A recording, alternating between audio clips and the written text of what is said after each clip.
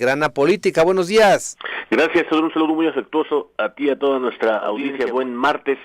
Y desde luego que está ya listo, no solamente hemos entrado ya de lleno al año 2022, cuando toda la circunstancia política, desde el punto de vista de la actividad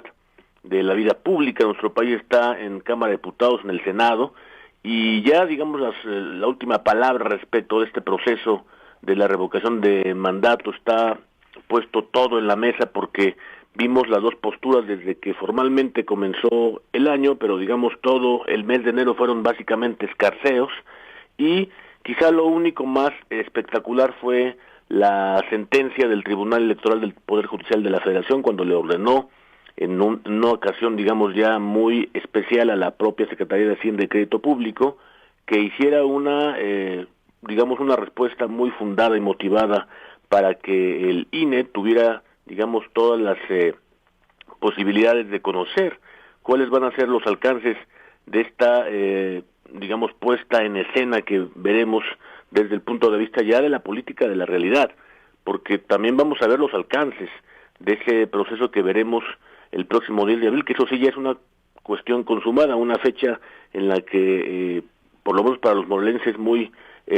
simbólica, la del 10 de abril, que será protagonizada esa revuelta entre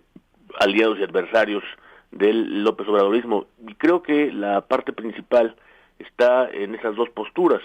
Por una parte, porque en realidad, si nosotros observamos desde el comienzo de ese proceso, nadie ha querido nunca que ni este ni ningún otro presidente, y menos aún cuando vemos que no se ha avanzado en torno a las posibilidades de reformar el presidencialismo mexicano, y menos ahora cuando vivimos una coyuntura tan crítica, queremos que un presidente se vaya. Los que por tanto han promovido esa reforma con cara de consulta, que ya está para bien o para mal en la Constitución, han sido justamente los miembros de el López Obradorismo, y sobre todo los seguidores más de manera espectacular.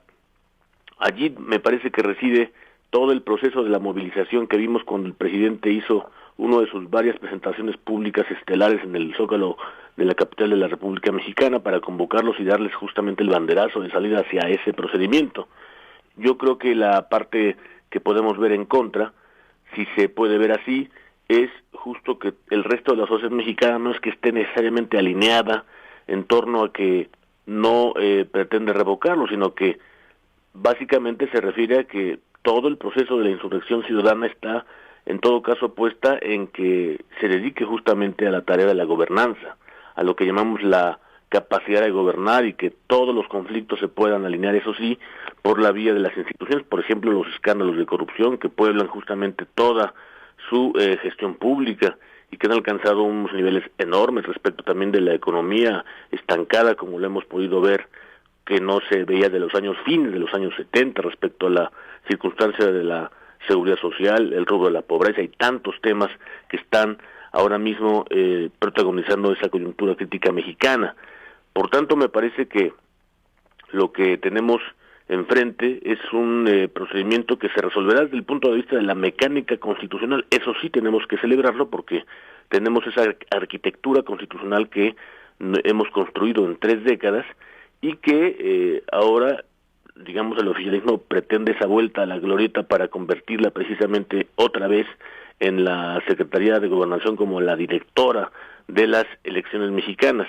Y creo que allí tiene razón, el protagonismo que ha hecho la sociedad mexicana cuando plantea precisamente que son ahora los momentos más vulnerables de un país, en los que requiere justamente la conducción y de la solidez institucional, pero no del protagonismo de una presidencia fuerte como la vimos precisamente en torno al siglo XX, cuando no tuvimos más tiempo que construir una sola escuela política que fue dominada básicamente, como sabemos, por un sistema político mexicano donde la circunstancia del régimen del PRI pobló y resolvió o gestionó el conflicto a partir de esa planadora que le puso desde la parte política, constitucional, legislativa. Y me parece que allí está justamente la necesidad de que no volvamos a esos tiempos, y también tiene razón, por tanto, de la restauración que se está haciendo de ese procedimiento que llamó el periodista Miguel Ángel Granados Chapa sobre cuando llamaba al PRI gobierno justamente todas esas facultades metaconstitucionales que usaba el presidente. Algo semejante está ocurriendo